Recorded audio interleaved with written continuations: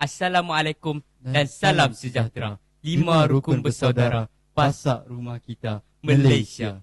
Saudara dan saudari, dalam surah Ibrahim ayat 35 terakam satu doa yang cukup indah tentang harapan sebuah negara yang aman.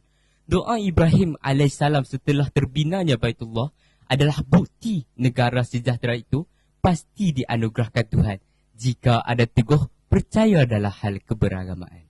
Harapan itu diwariskan pula kepada junjungan mulia sallallahu alaihi wasallam yang juga mengimpikan wawasan yang sama, sebuah kesejahteraan.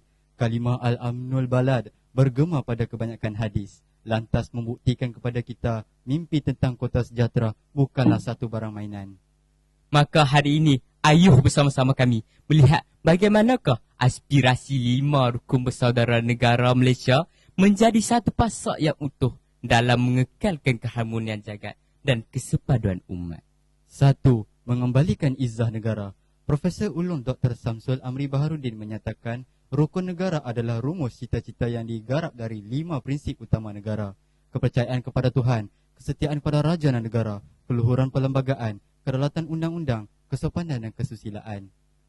Dasar pecah pintah yang dibawa British, kerusuhan 13 Mei 1969 yang meragut perpaduan, kampung Medan yang berpecah hanya kerana majlis pengemudian dan perkahwinan adalah asbab rukun negara kita diperkenalkan.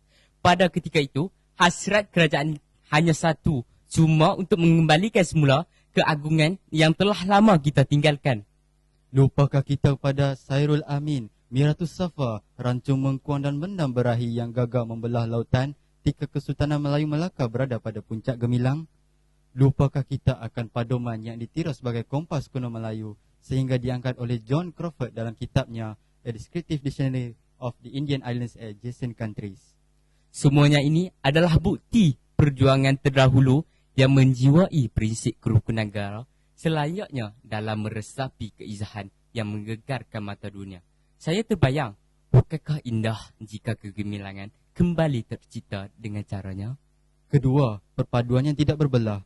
Ketika bangsa Jerman membulat tekad untuk kembali mengikat, penyatuan negara bangsa terbentuk dengan penuh hikmat. Tembok Berlin diruntuhkan, bangsa Jerman disatukan, lantas membentuk perpaduan yang sukar digoncangkan. Penyatuan Azda Khazraj, Muhajirin dan Ansar juga adalah rakaman sirah yang cukup ampuh dalam membawa kabar. Dengan perpaduan, lahirnya kesejahteraan. Atas dasar itulah, usaha untuk mengikat semula 3 ras bangsa dalam satu kerukunan dijadikan agenda dan kini ia telah menjadi semacam satu nada. Dasar ekonomi baru, dasar sosial negara, dasar keselamatan negara dan dasar perpaduan negara diperkenalkan. Wadah keluarga Malaysia dibumikan di semua peringkat tanpa ada sebarang penindasan.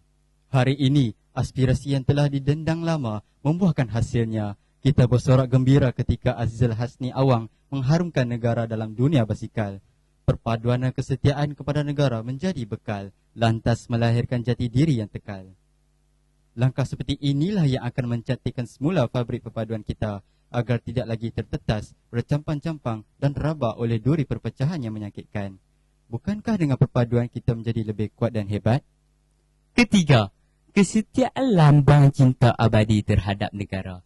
Ketika Sri Udana menyahut perintah Sultan Mansur Shah untuk menaluki Siak bagi memperluaskan wilayah Kesultanan Melayu Melaka, kita faham ada sesuatu yang ingin diperkatakan oleh Tun Sri Lanang dalam karyanya yang terbilang Sulalatus Salatin. Kesetiaan yang tidak berbelah bahagi antara rakyat dan pemerintah menjadi rencah yang cukup lazat dalam sebuah resepi kemakmuran. Pada kesetiaan adanya sebuah kepercayaan. Kita percaya seorang nakhoda yang elok tidak mungkin akan sampai ke teluk. Sebuah kesetiaan menuntut kita pada perjuangan.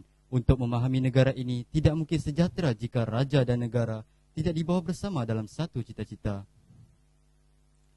Saya kira atas sebab itulah segala perolakan dalaman tentang politik negara akhirnya dibawa muka istana. Raja menjadi pakar rujuk dan penentak keputusan sehingga ke natijah yang aman berjaya dihadapankan. Hal ini jugalah yang kita mahu apabila nama negara dibawa serata-rata. Biar sehebat apapun kota luar membina taman dunia, janganlah kita lupa pada ibunda tercinta. Semailah semangat hang tuah yang tidak pernah berpaling tada pada negara. Kerana di situ ada cinta yang tidak pernah berpura-pura. Tuntasnya 5 rukun negara yang sering kita laungkan hanya akan tinggal semboyan jika tiada usaha untuk dibajakan. Sebagai anak Malaysia, kami bersyukur kerana sekurang-kurangnya 5 fasa ini telah kami kenal. Namun bagaimana pula generasi baru yang akan kita tinggal? Fikir-fikirkan. Sekian 5 rukun bersaudara, pasak rumah kita, Malaysia.